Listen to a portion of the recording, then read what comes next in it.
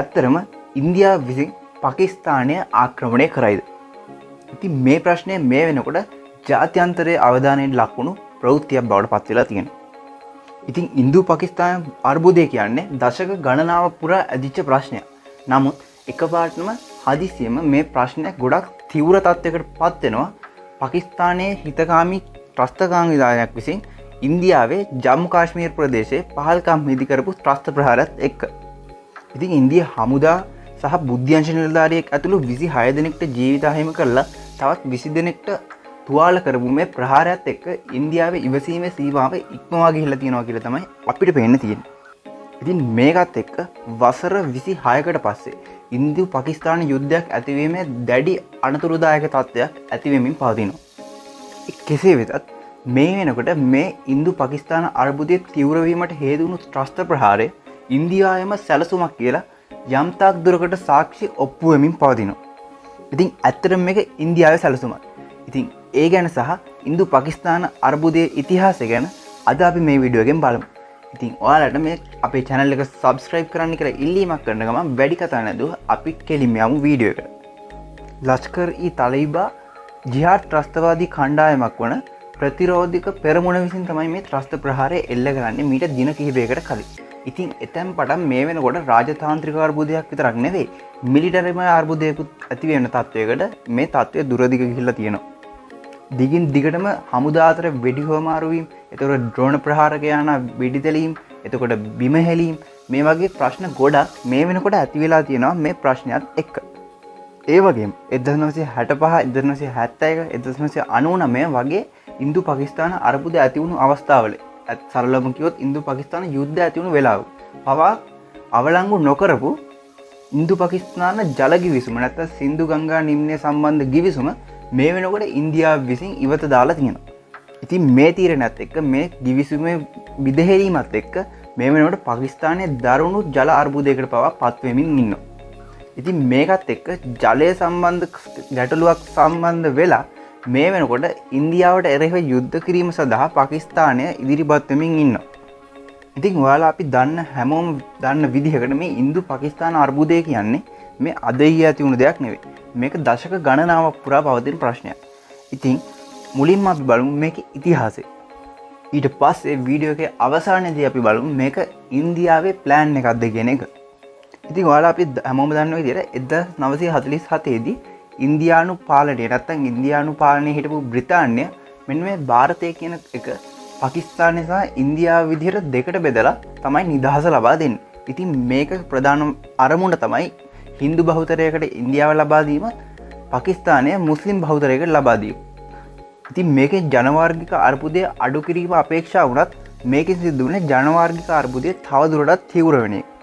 ඉතින් අනික් කලාප සාමාන්‍ය විදිහට බෙදලා දුන්නත් මෙන්න මේ කාශ්මීරය කියන කලාපය බෙදද්දි ලොකු ප්‍රශ්නයක් ඇති වුණා බ්‍රිතාන්‍යයට. ඉතින් සමස්තයක් විදිහට කාශ්මීරයේ මුස්ලිම් බහුතරයක් හිටියට හින්දු ජනතාවක් සැලකිය යුතු විශාල ප්‍රමාණයක් ඉන්නවා. ඉතින් මේකත් එක්ක ඉන්දියාවට අනුකූල පාලකෙක් තමයි ඒ වෙනකොට කාශ්මීරය පාලනය කරේ මහරජවරේ.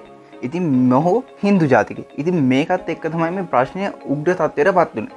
ඉතින් පාකිස්තානයේ ආක්‍රමණයක් වළක්ව ගන්න මෙන්න මේ මහරජවරයා ඉන්දියාවේ සහාය ලබා ගන්න. ඉතින් මුලින්ම මෙයාගේ අරමුණ උනේ කාශ්මීරය කියන එක ස්වාධීන රාජ්‍යයක් බවට පත් කරගන්න. නමුත් අර පාකිස්තාන ආක්‍රමණයක් ඇති වෙන්න පුළුවන් කියන ප්‍රශ්නේ නිසා තමයි මෙයා ඉන්දියාවට හිතකාමී වෙන්නේ. ඉතින් මේක පදනම් කරගෙන නිදහස ලැබුණු අවුරුද්දෙම එහෙම නැත්නම් 1947 දීම ඉන්දියාව සහ පාකිස්තානය අතර යුද්ධයක් ඇති වෙනවා. මේක පළමු ඉන්දු පාකිස්තාන යුද්ධය නැත්නම් පළමු කාශ්මීර යුද්ධය කියලා හඳුන්වනවා. ඉතින් මේකත් එක්ක පසුව 1948 දී මේ යුද්ධය අවසන් වෙන්නේ එක්සත් ජාතීන් සංවිධානය සම්බන්ධ වෙලා මෙන්න මේ කාශ්මීරයෙන් 3 එකක් පාකිස්තානයට ඉතුරු 3 දෙක ඉන්දියාවටත් බෙදලා දීලා සමතයකට පත් කිරීමත් එක්ක. ඒත් මේ ප්‍රශ්නය කියන එක එතනදී විසඳෙන්නේ නැහැ. මොකද පාකිස්තානයේ සම්බන්ධ වෙලා හිටියේ සම්පූර්ණ කාශ්මීරය තමන්ගේ කරගන්න. නමුත් ඉන්දියාවට උමන උනේ සම්පූර්ණ කාශ්මීරය තමන්ගේ කරගන්න. ඉතින් මේකත් එක්ක මේ ප්‍රශ්නය විසඳෙන්නේ නැහැ මේ 1948 දී. ඉතින් නැවත මේ ප්‍රශ්නය උද්ගත වෙන්නේ 1965 දී පාකිස්තානයේ ඔපරේෂන් ජිබ්ලේටා කියන මෙහෙයුමත් එක්ක. සරලවම කිව්වොත් එහෙම මේකෙත් මෙයාලගේ අරමුණ වෙන්නේ කාශ්මීරයේ සම්පූර්ණ බලය තමන්ගේ කරගැනීම. ඉතින් ඉන්දියාවේ හමුදා බලයත් එක්ක පාකිස්තානයට එවර යුද්ධ කිරීමේ හැකියාවක් ලැබෙන්නේ නැහැ. ඉතින් මේකත් එක්ක පාකිස්තාන හමුදා නැවත පැනීමට අමතරව බටහිර පාකිස්තානය ආක්‍රමණය කිරීමටත් ඉන්දියාව කටයුතු කරනවා. ඉතින් මේක සමතයකටපත් කරන්නේ ඒවකට හිටපු ලෝක බලවතුන් විදිහට සලකන එක්සත් ජනපදය සහ සෝවියට් සමූහ ආණ්ඩුව එකතු වෙලා. ඉතින් මේ විදිහට ඉන්දියාව සහ පාකිස්තානය අතර තියෙන අර්බුද උග්‍ර වෙනවා 1971 දී. මොකද එතකොට බංග්ලාදේශය කියන වර්තමාන රට පාකිස්තානයට තමයි අයිති වෙලා තිබුණේ. ඒ කට්ටිය එතකොට ඒක හැදින්නුවේ නැගෙනහිර බංග්ලාදේශය නැත්නම් නැගෙනහිර පාකිස්තානයේ විදිහට. ඉතින් මෙන්න මේ නැගෙනහිර බංග්ලාදේශයට නිදහස ලබා ගැනීමට ඉන්දියාව උදව් කිරීමත් එක්ක මේ අර්බුදය තවදුරටත් උග්‍ර වෙනවා. ඉතින් මේකත් එක්ක 1971 බංග්ලාදේශ නිදහස් සටන එහෙම නැත්නම් ඉන්දු පාකිස්තාන යුද්ධයක් නැවතත් ඇති වෙනවා. ඉතින් මේකත් එක්ක 1972 දී සුප්‍රසිද්ධ සිම්ලා ගිවිසුම මගින් බංග්ලාදේශයට නිදහස ලබා දීම අනතුරුව මේ ඉන්දියාව සහ පාකිස්තානය අතර යුද්ධයක් නතර කරගන්න ලෝකය සමත් වෙනවා. ඉතින් මේ යුද්ධයේදී සිද්ධ වෙන විශේෂම දේ තමයි බංග්ලාදේශයට වෙනුවෙන් පෙනී හිටපු ඉන්දියාවට උදව් කරන්න හිටපු එකම රට සෝවියට් සංගමය වීම. ඉතින් බටහිර රටවල් උදාහරණයක් ඇමරිකාව විතරක් නෙවෙයි බටහිර අනිකුත් රටවල් පවා ඉන්දියාවට විරුද්ධව එහෙම නැත්නම් පාකිස්තානය වෙනුවෙන් සටන් කරද්දී චීනය පවා එකම වෙලාවේ මේ ඉන්දියාවට ආක්‍රමණ එල්ල කරනවා. ඉතින් මේ වෙලාවේ සෝවියට් සංගමය ඉදිරිපත් නොවුණා නම් ඉන්දියාව ඒ වෙලාවේ දරුණු පරාජයකට ලක්වීමේ හැකියාවක් තිබුණා. ඊට පස්සේ අවුරුදු කිහිපයකට පස්සේ 1999 දී නැවත යුද්ධයක් ඇති වෙනවා කාගිල් යුද්ධය කියලා හඳුන්වන එක. ඉතින් මේකෙදිත් ප්‍රධාන වශයෙන්ම පදනම් වෙන්නේ පාකිස්තානයේ කාගිල් කියන කලාපය ආක්‍රමණය කිරීමත් එක්ක ඇති වුණු යුද්ධයක් විදිහට තමයි මේක සැලකන්නේ. නමුත් මේකත් ඉන්දියානු ජයග්‍රහණයකින් තමයි කෙලවර වෙන්නේ. ඉතින් මෙන්න මේ 2025 අර්බුදය ඇති වෙන්න කලින් අවසන් වතාවට ඉන්දියාව සහ පාකිස්තානය අතර අර්බුදයක් ඇති වෙන්නේ 2019 දී. ඉතින් ඊට පස්සෙත් පොඩි ප්‍රශ්න ඇති වුණත් සැලකිය යුතු මට්ටමේ ප්‍රශ්නයක් ඇති වෙන්නේ 2019 දී. ඉතින් මේකෙදි වෙන්නේ ප්‍රධාන වශයෙන්ම ඉන්දිය හමුදා කණ්ඩායමක් ඉලක්කගත කරලා මරාගෙන මරන ප්‍රහාරයක් එල්ල කරනවා පාකිස්තාන ජිහාඩ් ත්‍රස්තවාදී කණ්ඩායමක් විසින්. ඇත්තම කතා කිව්වොත් මේ කණ්ඩායම් පාකිස්තානයේ සහාය ලබනවා කියලා සැලකුවාට කිසිම වෙලාවක මේවා ඔප්පු කිරීම වලට ලක් වෙලා නැහැ. ඉතින් අපි දන්නවා මේ ප්‍රශ්නය ඇතිවීමත් එක්ක වර්තමාන වෙනකොට ඉන්දියාව සහ පාකිස්තාන අතර රාජතාන්ත්‍රික අර්බුදය ගොඩක් තීව්‍ර වෙලා තියෙනවා විතරක් නෙවෙයි. ඊට එහාට ගිහිලා මිලිටරිමය ගැටුමක් ඇතිවීමේ දැඩි අනුතුරුදායක තත්ත්වයකට ලෝකයේ ඇදි වැටෙමින් පවතින. ඉතින් මේකේ බලපෑම මේ කලාපයට විතරක් නෙවෙයි මුළු ලෝකයටම බලපාන්න හේතුව තමයි ඉන්දියාව සහ පාකිස්තානය කියන රටවල් දෙකම න්‍යෂ්ටික බලවතුන් වීම. ඉතින් පාකිස්තානයේ මේ වෙනකොටත් කියලා තියෙන විදිහට ඉතින් ඉන්දියාව විසින් කුමන ආකාරයේ ආක්‍රමණයක් සිද්ධ කරත් පාකිස්තානයට අනිවාර්යෙන් න්‍යෂ්ටික ප්‍රතිචාරයක් දක්වනවා කියන එක. ඉතින් මේකට ප්‍රතිචාර දක්වීමක් විදිහට ඉන්දියාව කියලා තියෙනවා අපි ළඟත් ඕන තරම් න්‍යෂ්ටික ආයුධ තියෙනවා කියන එක. ඉතින් මේක පාකිස්තානයට ගොඩක් ලොකු ප්‍රශ්නයක් වෙන්න ප්‍රධානම හේතුව තමයි මේ වෙනකොට එයාලගේ ආර්ථිකයේ තියෙන ගොඩක් දරුණු තත්ත්වය. සරලවම කිව්වොත් මේ වෙනකොට ලංකාවටත් වඩා දරුණු ආර්ථික අර්බුදයක තමයි පාකිස්තානයේ ඉන්නේ. ඉතින් මේකත් එක්ක යම් තාක් අර්බුද තියෙනවා මෙච්චර ආර්ථික අර්බුදයක තියාගෙන මේ වගේ ත්‍රස්ත ප්‍රහාරයක් කරන්න ඉන්දියාව ඇතුළට ගිහලා ත්‍රස්ත ප්‍රහාරයක් කරන්න උදව් කරයිද පාකිස්තානය කියන එක. මොකද ඔයාලා අපි හැමෝම දන්න විදිහට මේ වෙනකොට ගෝලීය වශයෙන් හතරවෙනි යුද බලවතාව විදිහට ඉන්නේ ඉන්දියාව. ඉතින් මේ වගේ වෙලාවක ඒ වගේ දෙයක් කරන්න පාකිස්තානයේ සියදි විනාශා ගැනීමේ අරමුණකින් කරා වෙන්න පුළුවන්. ඉතින් ඒ වගේ දෙයක් වෙන්න බෑනේ. ඉතින් මේක තහවුරු කරමින් තවදුරටත් ඔප්පු කරමින් පාකිස්තාන ආරක්ෂක ඇමතිවරයා විසින් ප්‍රකාශයක් කරලා තිබුණා මේක ගැටුමට පාකිස්තානයේ කිසිම වෙලාවක සම්බන්ධයක් නැහැ මේ ත්‍රස්ත ප්‍රහාරය සම්බන්ධව කියලා. ඉතින් එයා තවදුරටත් කියනවා මේක ඉන්දියාව විසින් උවමනාවෙන් කරපු වැඩක් කියලා. මොකද මේ වෙනකොට පාකිස්තානයේ ඉන්න ප්‍රශ්නත් එක්ක පාකිස්තානයේ එක්ක පහසුවෙන් යුද්ධ කරලා පාකිස්තාන භූමිය පවා අල්ලගන්න ඉන්දියාවට පහසු හැකියාවක් තියෙනවා. සරලවම කියනවා නම් මේක කාශ්මීර ප්‍රශ්නයට වඩා එහා ගියපු ප්‍රශ්නයක් විදිහට අපිට දැන් මේක පේන්න පවතිනවා. ඉතින් නිදහස ලබා ගැනීමෙන් පසු පමණක් නෙවෙයි ඊට කලින් ඉඳන්ම ඉන්දියාව නැත්නම් ಭಾರತයේ තිබුණු සරලම අරමුණක් තමයි මෙන්න මේ අඛණ්ඩ ಭಾರತ නැත්නම් අඛණ්ඩ ಭಾರತය කියන දේ නිර්මාණය කරන එක. ඉතින් මේකට හේතුව තමයි කිසිම වෙලාවක ඉන්දියාව සම්පූර්ණ නිදහස ලබලා හිටපු කාලේ. කියන්නේ අපි සරලව ගත්තොත් බ්‍රිතාන්‍ය ආක්‍රමණ වලට කලින් පවා ඉන්දියාව කිසිම වෙලාවක අඛණ්ඩ ಭಾರತ කියන තත්වයක ඉඳලා නැහැ. ඒ කට්ටියගේ ස්වාධීන කලාප තිබිලා තියෙනවා සම්පූර්ණ පාලනයක් තියෙද්දි පවා. සරලම උදාහරණයක් ගත්තොත් එහෙම ඔයාලට මතක ඇති අශෝක අධිරාජ්‍යයේ කතාව. ඉතින් මේකෙදිත් අඛණ්ඩ ಭಾರತ නැත්නම් අඛණ්ඩ ಭಾರತයේ නිර්මාණය කරන එක ආචාර්ය චාණක්‍ය නැත්නම් මේ අශෝක රජතුමාගේ ප්‍රධාන උපදේශකයාගේ අරමුණ වෙලා තිබුණ මෙන්න මේ අඛණ්ඩ ಭಾರತය කියන එක නිර්මාණය කරන්නේ. ඉතින් අශෝක රජතුමාට පවා මේක කරගන්න හැකියාවක් ලැබෙන්නේ නැහැ. ඉතින් බ්‍රිතාන්‍ය කාලෙදි මේ බාලන ප්‍රදේශය යටත් කරගෙන තිබුණත් සමහර ප්‍රදේශ කිසිම වෙලාවක බ්‍රිතාන්‍ය සම්පූර්ණ යටත් වී තිබව විදිහට තිබුණේ නැහැ. ඉතින් මෙන්න මේ නිදහස ලබා ගැනීමෙන් පස්සේ තවදුරටත් මේ ප්‍රශ්නය උග්‍ර වෙන්නේ මේ කොටස් කිහිපයකට ඉන්දියාව කඩා වෙන් කිරීමත් එක්ක. ඉතින් එතනින් පස්සේ ඉන්දියාවේ සංස්කෘතික අරමුණක් තිබිලා තියෙනවා. පුළුවන් තරම් ඉක්මනට තමන්ගේ බලය වර්ධනය කරගෙන මෙන්න මේ අඛණ්ඩ ಭಾರತය කියන එක නිර්මාණය කරන එක ගැන. ඉතින් වර්තමානයේ වෙනකොට මේ තත්ත්වය උග්‍ර වෙලා දෙන මොකද වර්තමාන අග්‍රාමාත්‍යවරයා නරේන්ද්‍ර මෝදි කියන මහත්මයා දැඩි හින්දු සහ බෞද්ධ සංකල්ප වලට යටත් වුණු කෙනෙක්. ඉතින් මෙයාගේ ප්‍රධානම අරමුණ තමයි මේ අඛණ්ඩ ಭಾರත කියන එක නිර්මාණය කිරීම.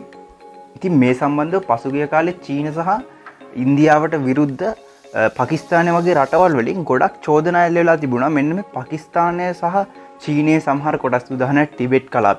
ඒ වගේම බංග්ලාදේශය, එතකොට මියන්මාරය, නේපාලය, භූතානය විතර නෙමෙයි ශ්‍රී ලංකාව පවා ඉන්දියාවේ මේ ಭಾರತ್ කියන සිතියමට සම්බන්ධ කරලා ඒක පාර්ලිමේන්තුවේ ප්‍රදර්ශනය කිරීමත් එක්ක. ඉතින් ඔයාලා අපි හැමෝම දන්න විදිහට මේ වෙනකොට දකුණු ආසියාවේ ප්‍රබලම බලය දෙන්නේ ඉන්දියාව. ඒ වගේම තමයි ඒකට අභියෝග කිරීමේ හැකියාවක් හරි තිබුණේ පාකිස්තානයේ. නමුත් මේ වෙනකොට පාකිස්තානයේ ඉන්න ආර්ථික අර්බුදත් එක්ක මෙන්න මේ හැකියාව පාකිස්තානයට කිසිම වෙලාවක ලැබිලා නැහැ. ඉතින් අපි ගත්තොත් එහෙම 1970 80 වගේ කාලෙ ගත්තොත් එහෙම මේ හැකියාව යම් තාක් දුරකට පාකිස්තානයට තිබුණා. මොකද උන්ගේ මිලිටරිමය බලය ඒ කාලේ ඉන්දියාවට පවා වැඩි මට්ටමක තමයි තිබුණේ. නමුත් මේ වෙනකොට මිලිටරි බලය විතරක් නෙවෙයි සමස්ත ආර්ථික හැකියාවන් පවා පාකිස්තානයට ගිලිහිලා තියෙනවා. ඉතින් අපි දන්නවා ඒකට උදව්වක් විදිහට ඉන්න පුළුවන් හොඳම රට තමයි චීනය. නමුත් චීනයත් මේ වෙනකොට ලෝකේ පුරාම අර්බුද ඇති කරගෙන තියෙනවා. ප්‍රධාන වශයෙන් අපි දන්නවා ඇමරිකාව සහ චීනය අතර මේ වෙනකොට අර්බුදයක් ඇතිලා තියෙනවා මේ බදු සම්බන්ධව. ඉතින් මේකත් එක්ක චීනය පවා ආර්ථිකය විදිහට ලොකු ප්‍රශ්නයක ඉන්නවා. ඒ වගේම චීන අපි දන්නවා චීනයේ ප්‍රධාන වෙළඳ මාර්ග ගත්තොත් එහෙම මේවා අවහිර කිරීමේ හැකියාවක් තියෙන ඉන්දියාව. ඉතින් මේක තියෙන නිසා චීනය කිසිම වෙලාවක මේ වගේ තත්ත්වයකදී ඍජුව පාකිස්තානයට උදව් කිරීමේ ආක්‍රමණයක් සිදු කිරීමේ හැකියාවක් නැහැ ඉන්දියාවට එරෙහිව. ඉතින් මේකත් එක්ක බලද්දී තව දුරටත් මේ පාකිස්තානයේ හුදකලා වීමට ලක් වෙනවා. ඉතින් මේක නිසා ඉන්දියාවට තියෙන හොඳම අවස්ථාව තමයි මේ පාකිස්තාන භූමිය අල්ලා ගන්න. එහෙම නැත්නම් මේ අඛණ්ඩ ಭಾರತ್ කියන සංකල්පය ඉදිරියට ගෙනියන්න මෙන්න මේ තත්ත්වය. මොකද මෙමගින් පාකිස්තාන භූමිය අල්ලා ගැනීම විතරක් නෙවෙයි. අපි දන්නවනේ පාකිස්තානයට සාපේක්ෂව කිසිම බලයක් නැහැනේ අනිත් අපි දන්නවා දකුණු ආසියාවේ තියෙන රටවල් වල. ඉතින් මේකත් එක්ක පාකිස්තානය ඇත්තට මේ යුද්ධය පරාජයට පත් වුණොත් ඉන්දියාවට පහසුවෙන්ම තමන්ගේ අඛණ්ඩ ಭಾರತ್ කියන සංකල්පය ඉදිරියට ගෙන යාමේ හැකියාවක් පවතිනවා. ඉතින් මේකත් එක්ක මේ වගේ ප්‍රශ්න ඔක්කොම අපි සලකලා බලපුවහම මේක ඉන්දියාවේම උපක්‍රමයක් විදිහට සලකන්න හේතු කිහිපයක්ම අපිට දැක් ගන්න පුළුවන්. ඉතින් ඉතිහාසය බැලුවත් අපි දන්නවා පාකිස්තානයට කිසිම වෙලාවක ඉන්දියාව පරාජය කිරීමේ හැකියාවක් ලැබිලා නැහැ. ඉතින් ඒ කාලවල බැරි වුණා නම් අද වෙනකොට කොහොමදත් ඒ වගේ හැකියාවක් තියෙයි කියලා පාකිස්තානයේ හිතයි කියලා මම නම් විශ්වාසයක් නැහැ. ඉතින් මේකත් එක්ක ඉන්දියාවට මේ ඇගිල්ල දික්කීමේ හැකියාව හොඳටම වැඩි. ඒ වගේම අපි හැමෝම දන්නවා ඉන්දියාවේ රෝ බුද්ධි සේවය කියන එක මේ වෙනකොට ජාත්‍යන්තර විහිදිලා සංවිධානයක් විදිහට ලෝකේ පුරාම තමන්ගේ බුද්ධි මෙහෙයුම් කරනවා කියලා අපි හැමෝම දන්නවා. ඉතින් අපි පහුගිය දවස්වල දැක්ක මේ කැනඩාව ඇතුළට ගිහලා කැනඩාවේ හිටපු ඉන්දියාවේ විරුද්ධ මතධාරියෙක්ව ඝාතනය කරන්න මෙන්න මේ රෝ බුද්ධි අංශයට හැකියාවක් ලැබුණා. ඒ වගේම මේ බංග්ලාදේශයේ ආර්ථික අර්බුදය ඇතිවීම සහ බංග්ලාදේශයේ දේශපාලන අර්බුදය ඇතිවීම පිටිපස්සේ රෝ බුද්ධි අංශය හිටියා කියලා යම් සැලකිය යුතු වාර්තා සඳහන් වෙනවා. ඉතින් මේකත් ඒ වගේම රෝ බුද්ධි අංශයේ වැඩක් කියන එක අපිට සැලකිය යුතු සැකයක් ඇතිවීමේ හැකියාවක් තියෙනවා. ඉතින් ඒ විතරක් නෙවෙයි. තවත් සමහරුන්ගේ මත අනුව මේක රෝ බුද්ධි අංශයටත් වඩා CIA වල සැලසුමක් විදිහට සලකන්න පුළුවන්. මොකද මේ වෙනකොට අපි හැමෝම දන්නවා බ්‍රික්ස් සංවිධානය වගේ සංවිධානවල ශක්තිය වැඩි වෙලා තියෙන්නේ මෙන්න මේ ඉන්දියාව සහ චීනය අතර අර්බුද යම් තාක් දුරකට අඩු වීමත් එක්ක. ඒ විතරක් නෙවෙයි මේ වෙනකොට අපි හැමෝම දන්න විදිහට ඉන්දියානු ආර්ථිකය අතිශය වේගයෙන් වර්ධනය වෙමින් පවතිනවා. දැනට තියෙන පුරෝකථන වලට අනුව 2050 දී ගෝලීය ආර්ථික බලවතුන් වෙන්නේ චීනය සහ ඉන්දියාව. ඉතින් මේකත් එක්ක මේ දෙගොල්ලම මේ තරගෙන් ඉවත් කරන එක ඇමරිකාවේ ප්‍රධාන අරමුණක් බවට මේ වෙනකොට පත් වෙලා තියෙනවා. ඉතින් මේකත් එක්ක ඉන්දියාව සහ පාකිස්තාන අතර යුද්ධයක් ඇති කරලා ඒකෙන් ඒ දෙගොල්ලත් අතර ප්‍රශ්න ඇති වෙන විදිහට ඉඩ සලස්සලා ඊට අමතරව චීනයත් මේකට සම්බන්ධ කරවලා මෙතන ගොඩක් ලොකු ප්‍රශ්නයක් ඇති කරන එක ඇමරිකාවේ ආර්ථික බලපාදය නැත්තම් ඇමරිකාවේ ආධිපත්‍යයට ඉතාමත්ම යහපත් දෙයක් ඇති කිරීමේ හැකියාවක් පවතිනවා. ඉතින් ඒ වගේම මේකේ අනිත් පැත්ත බැලුවොත් එහෙම ඇමරිකාව සහ චීනය අතර තියෙන වෙළඳ යුද්ධය තවදුරටත් අර ප්‍රශ්නය ගොඩක් වෙනස් විදිහකට චීනය පැත්තට මේක යොමු කරන්න ඇමරිකාව කටයුතු කරනවා වෙන්න පුළුවන්. මොකද මේක චීනය සම්බන්ධ වුණොත් මේ ප්‍රශ්නයට අනිවාර්යයෙන්ම ඉන්දියාව සහ චීනය අතරත් ගැටලුවක් ඇති වෙනවා. ඒ වගේම තවදුරටත් චීන ආර්ථිකයට මේ ප්‍රශ්නය බලපානවා. ඉතින් අපි දන්නවනේ මේ වෙනකොට ඉන්දියානු ආර්ථිකයේ එච්චර ප්‍රබල තත්ත්වයක නැහැනේ. ඉතින් මේකත් එක්ක ඉන්දියාවටත් ගොඩක් ප්‍රශ්න වලට මුහුණ දෙන්න ඉඩ තියෙනවා. ඉතින් මේකත් එක්ක සම්පූර්ණයෙන්ම ඉන්දියාව සහ චීන කියන රටවල් දෙකම එකම ප්‍රහාරයකින් විනාශ කරලා දාන්න ඇමරිකාව කටයුතු කරනවාද කියන එක ජම් සැකයක් අපිට පවතිනවා. ඉතින් මේ වගේ ප්‍රශ්න ගැන අපි බලද්දී භූදේශපාලනිකව අපිට ගොඩක් විවිධ චිත්‍ර දැක් ගැනීමේ හැකියාවක් තියෙනවා. ඉතින් මේ වගේ වැදගත් විශ්ලේෂණයක් තවදුරටත් ඉස්සරහට ඔයාලට බලන්න ඕන නම් අනිවාර්යයෙන්ම අපේ channel එක subscribe කරන්න කියලා ඉල්ලීමක් කරනවා. ඒ වගේම මේ වීඩියෝ එක ඔයාගේ භූදේශපාලනය ගැන උනන්දුවක් තියෙන යාළුවන්ට share කරන්න කියලා ඉල්ලීමක් කරන ගමන් අදට මේ වීඩියෝ එකෙන් සමු අරගෙන යනවා. ඉතින් ඔයාලට සුබ දවසක්.